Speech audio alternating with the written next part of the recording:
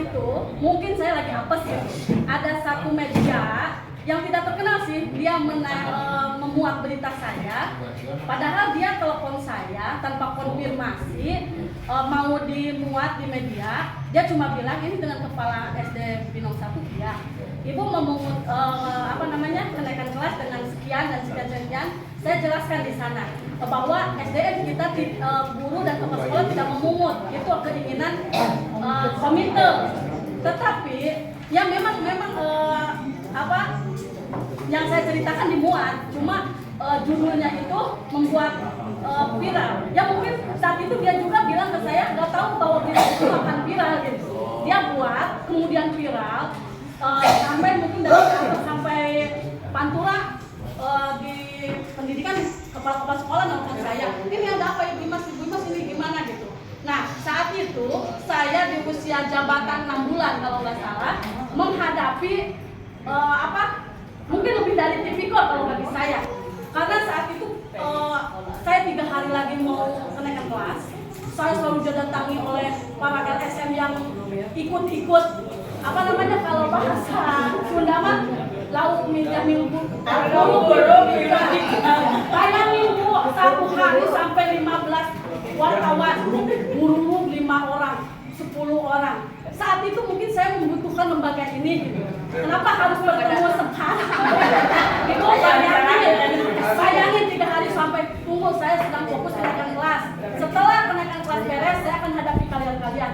Saya sendiri tanpa ada backingan dari korwil dan apapun. Saya komite sama saksi orang tua murid. Saya tidak merespon mereka yang datang. Hargai saya sama guru-guru. Bu gimana ini? Udah kita fokus kenaikan kelas kita.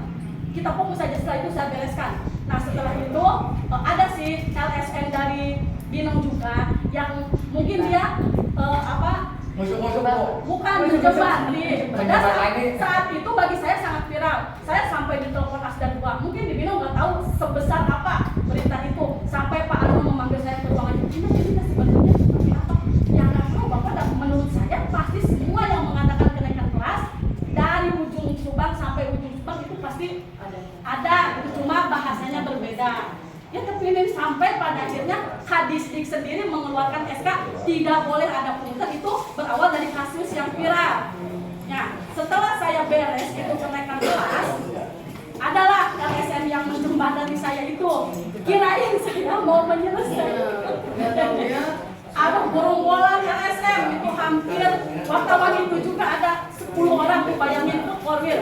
Saya komite sama saksi orang tua murid. Kita hanya bertiga tanpa didampingi korwil, tanpa didampingi K3S, tanpa didampingi PTRI. Saya bukan selesaikan baik-baik gitu.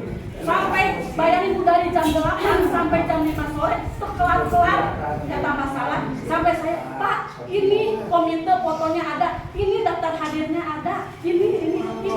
Ya, tidak. Pada akhirnya apa dari obrolan dari jam 8 sampai jam 5 sore itu, Bu, tidak ada UUD akhirnya. Sampai si LSM yang menjembatani kita Harewong kasih 10 juta. Saya sebagai kepala sekolah lemas, Bu, uang 10 juta dari mana? Dana bos saja tidak segitu. Saya nangis, saya di mana Pak? Gimana? Malah mereka mengintimidasi saya. Kalau ini tidak dibereskan hari ini, besok ada kelas 6 katanya mau dimunculkan lagi berita kelas 6. Saya nangis. Mungkin pertolongan Allah yang membuat berita saya itu mungkin teringat saya mah udah nggak kenal. Dia nanya, ini teh Bu Imas yang di Bustanul Wildan? Iya, kata saya. Astagfirullah, ini teman saya di sana beresnya. Teman dia sampai dia yang lain mah cuma ikut-ikutan, dia yang pertama, yang lain belum.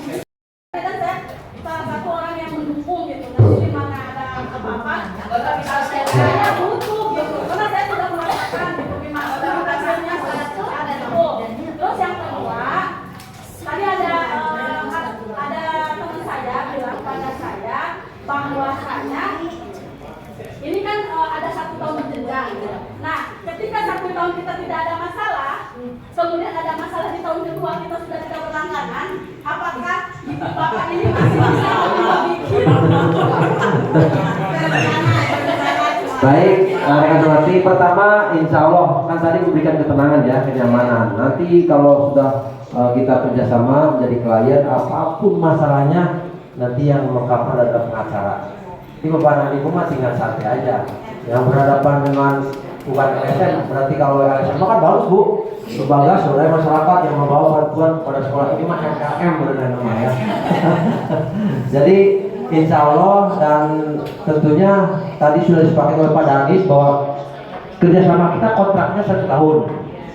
Jadi kalau sekarang bulan Mei, berarti berakhir bulan April tahun depan ya, 12 bulan.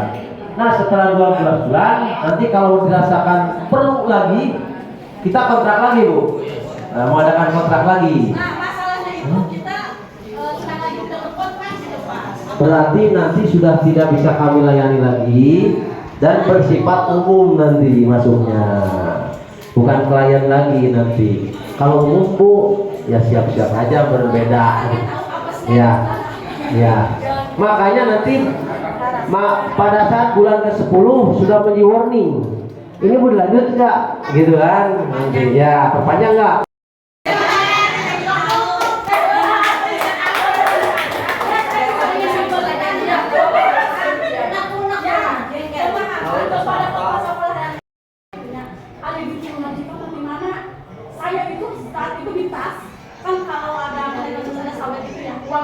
Saya kasih kalau kurang lebih uangnya itu sawit itu dapat 2.400.000-an. Saya kasih ke dia sampai 2.000-an di dalam kresek kuning saya malah. Ya maksudnya mungkin saya butuh gini ya kayak ini gitu kan. Terus langsung daftar berarti ya nanti. Pasti Bu. Saya pernah mengalami. Saya pernah sekolah yang lain tidak merasakan gemetarnya saya saat itu. Kenapa